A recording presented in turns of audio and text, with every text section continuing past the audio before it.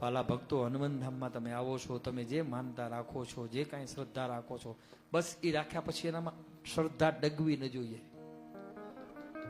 શ્રદ્ધા ડગી ગઈ તો કામ પૂરું. હમણાં જ એક બેન મને મળવા આવ્યા, મને કે બાપુ આજ મારે આમની સાકર તુલા કરવાની છે. થોડાક સમય પહેલા આવ્યા હતા, એમને કેન્સરની તકલીફ હતી, હમણાં આવશે એમની સાકર તુલા કરશું આપણે. બાપુ હનુમાનજીની એવડી કૃપા થઈ ગઈ કે આ મારા કમ્પ્લીટ થઈ ગયા, ને હાલી ચાલીને સામેથી કીધું હાલો હનુમાન ધામ જઈને સાકર તુલા કરી આવીએ. આનાથી વધારે કયો આનો પરચો હોય? કેવડી કૃપા છે. સગાઈઓ થઈ જાય, લગ્ન થઈ જાય, હગાઈ થઈ જાય, જેને તોડવી હોય એની તૂટી જાય. હા, ઘણા તોડાવા હાટું અહીંયા શનિવાર ભરે છે કે બાપુ હવે આમાંથી મુક્તિ મળે તો. એ કેવા કંટાળ્યા હશે.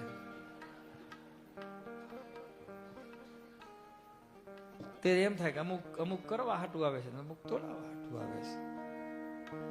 પણ તમે હનુમાન ધામમાં આવો છો, હનુમાનજીને પ્રાર્થના કરો કે હે મારા વાલા, અમે તો પાપી જીવ છીએ, કાળા માથાના માનવી છીએ. હે ભગવાન, અમારે તો હાલતા ચાલતા ડગલે ને પગલે હે મારા પ્રભુ ભૂલ થાય, પણ મારી ભૂલો છે ને ભગવાન તું ભૂલી જજે. અને ભગવાન તો ભૂલોનો ભૂલનારો છે. મારી ભૂલો ના ભૂલનારા, તારી કરુણાનો કોઈ પાર નથી. મારી ભૂલો ના ભૂલનારા, તારી કરુણાનો કોઈ પાર નથી.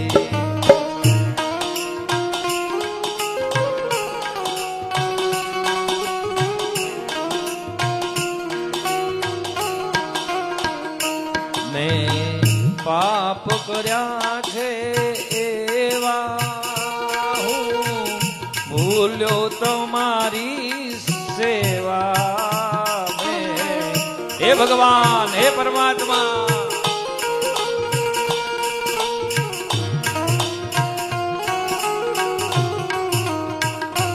મેં પાપ કર્યા છે એવા, ભૂલ્યો તમારી સેવા. મારી ભૂલો ના ભૂલનારા, તારી કરુણાનો કોઈ પાર નથી. ભગવાન કરુણાનો અવતાર છે. એના કારણે તમે બે આહુડા પાડો એટલે ભગવાન તરત રાજી થઈ જાય કે મારો બાળક છે.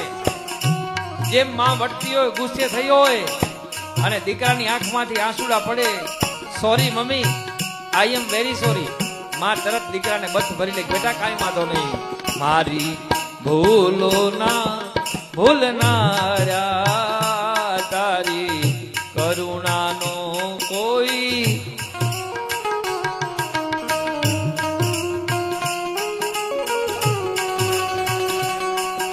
ભગવાન કને તો ક્ષમા મંગાય કે ભગવાન તમે તો કરુણાના અવતાર છો.